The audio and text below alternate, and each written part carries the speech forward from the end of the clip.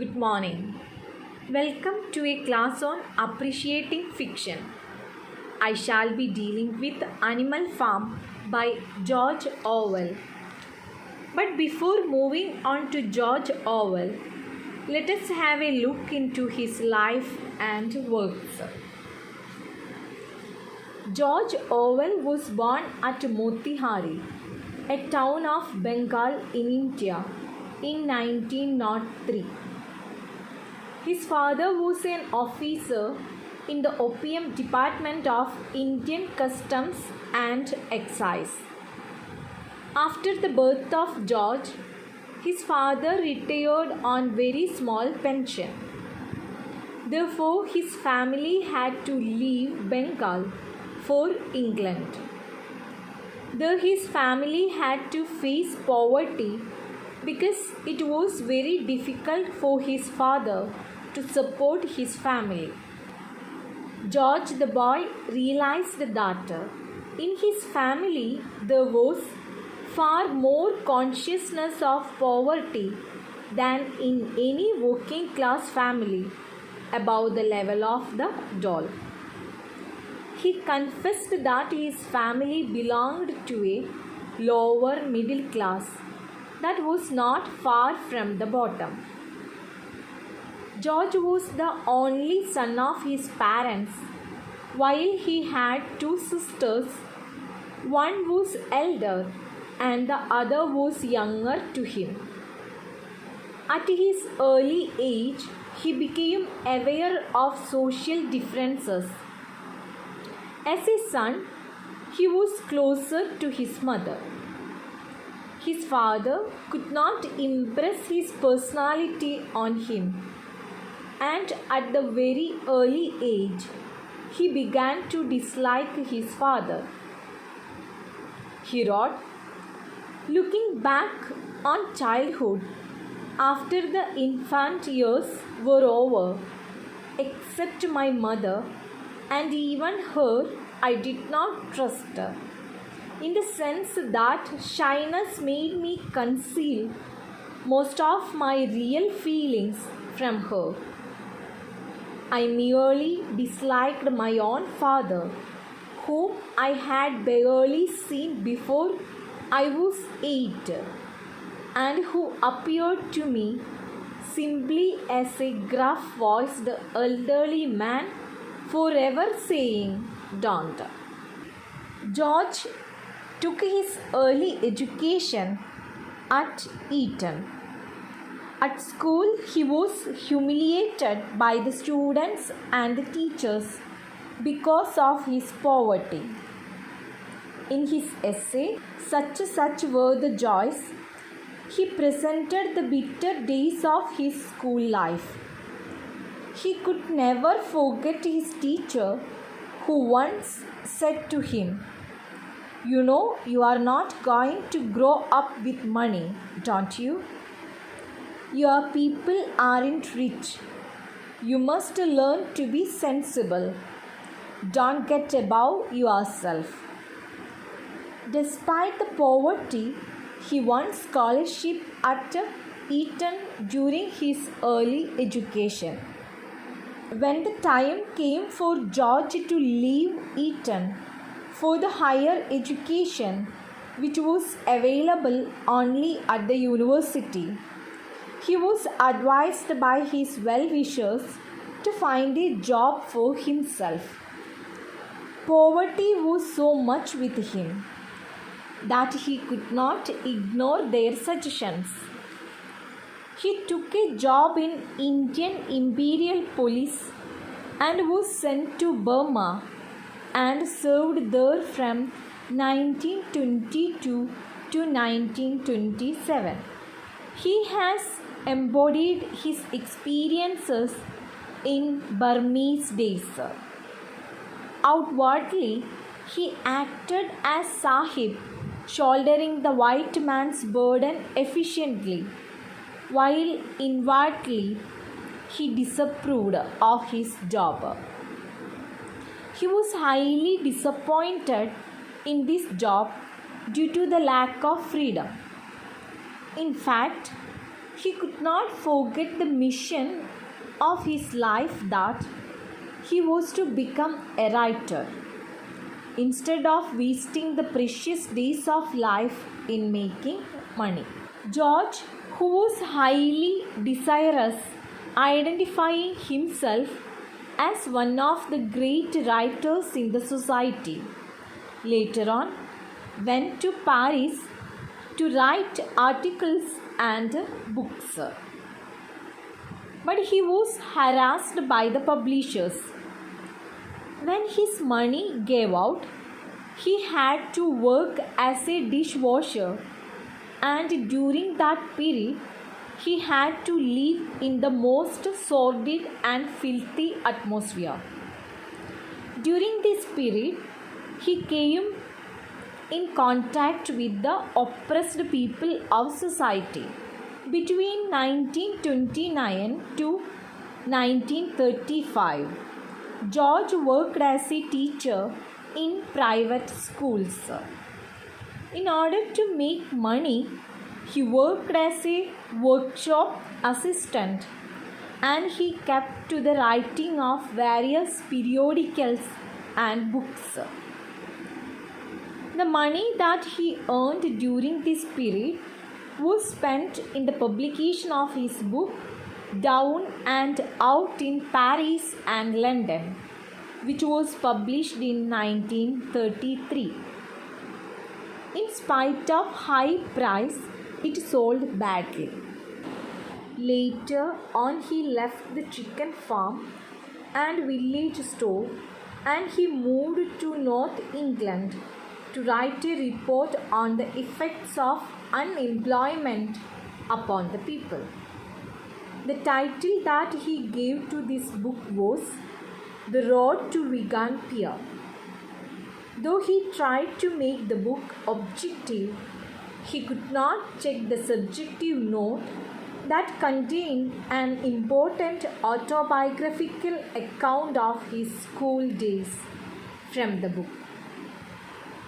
When Orwell came back from north of England in the summer of 1936, he married Eileen O'Shaughnessy.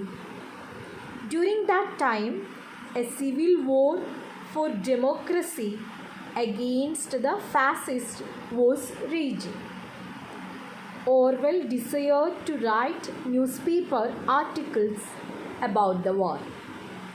So he went to Spain with his wife. He criticized the Communist International Brigade, which constituted a great force in Spain. That is why he had to go through many bitter experiences in Spain. He had to become a prey of stray bullet that went through his neck. It resulted in his escaping with his wife from Spain. He recounted his experiences in Spain in Homage to Catalonia in 1938.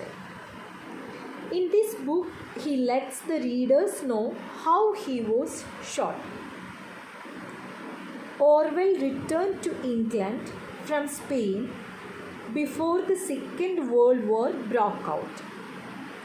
He tried to join the army, but he could not be selected in army because of his lung trouble and Spanish War wound.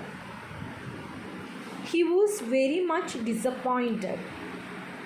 In 1940, he wrote, "My health is wretched, but it has never prevented me from doing anything except, so far, fight in the present war." In the same year, he joined the Home Guard and began to serve in the Indian service of the BBC broadcasting to Malaya. As soon as the war was over, Orwell resigned and came back to his literary work. During 1945, Orwell had to face poverty a lot. He started writing regularly for a number of periodicals and newspapers like Tribune and Observer. He tried his best to earn his livelihood from the writing work, but he could not save his wife, who died from a minor operation. Thus, this year brought a great sorrow for him. He wished to publish Animal Farm, which was completed in February 1944. It was rejected by 4 publishers. Later on, it was published and it earned a great fame for him. He remained busy in journalism for 2 more years in London. In 1947, Orwell left for Jura, a Hebridean island off the west coast of Scotland, taking his adopted son with him. Possibly he went there to rest and to find some relief from work and people. In 1949, he married again with Sonia Brownell, who was an editorial assistant in Horizon, a literary periodical to which he contributed a lot. In the same year, his another novel, 1984, was published. His second marriage gave him an opportunity to look into future. He started to write a book on Conrad, but none of his plans could be matured. He fell seriously ill. He decided to go to Switzerland for medical aid. An air passage was booked for him. But on 23rd January 1950, 3 days before the plane was due to leave, he became a victim of hemorrhage and within few months he passed away. Chronology of main events of Orwell's life and works. 1903. George Orwell, whose real name was Eric Arthur Blair, was born at Motihari, Bengal, India. 1907. Came to England with his family. 1914. First World War and its effect. 1917. Early education. 1922. Joining of Indian Imperial Police Service. 1928. Resignation from the service. 1929. Became a charity patient. 1936. Marriage with Eileen O'Shaughnessy. 1938. Death of his father. 1939. World War II and its effect. 1945. Death of his wife. 1949. Remarriage with Sonia Brownell. 1950. His death. Publications of his novels. 1934. Burmese Days. 1935. A Clergyman's Daughter. 1936. Keep the Aspidistra Flying. 1945. Animal Farm.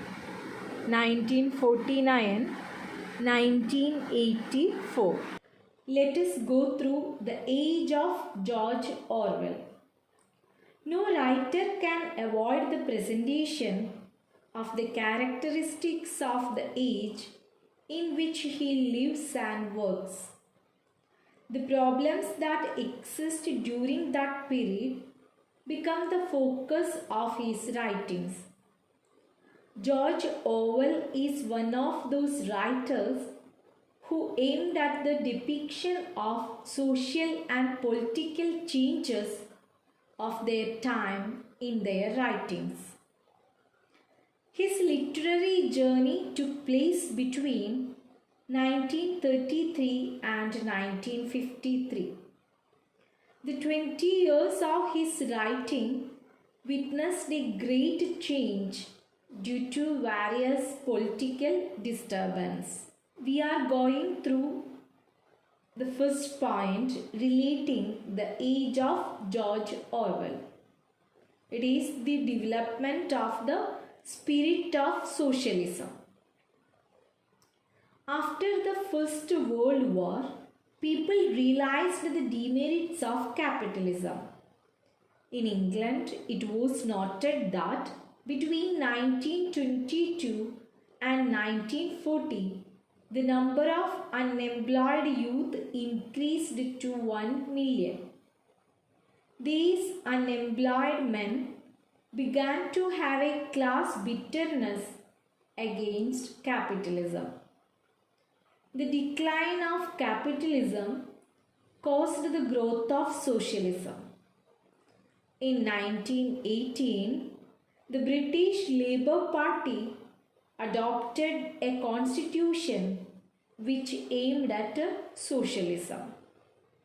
The next point is the impact of the First World War. Orwell, who was born in 1903, was very much affected by the First World War. At the time when the war broke out, he was a boy of 11 years. In 1917, when the Russian Revolution was brought about by Lenin and Bolsheviks, he was at Eton. In 1922, when Mussolini became dictator of Italy and Stalin became General Secretary of the Russian Communist Party, Orwell was serving in Indian Imperial Police. That is why he was very affected by the political ups and downs of that period. In many of his novels, he has presented the evil effects of the First World War. The next point is scientific and technological development. The period in which Orwell wrote the novels is very remarkable for scientific and technological advancement. The rise of revolutionary movements of fascism led to the development of industrialization. Undoubtedly, this period saw a great injustice in economic field. The people were divided in two camps, the rich and the poor. But the latter were aware of their rights and duties. The poverty-stricken people started to take part in politics.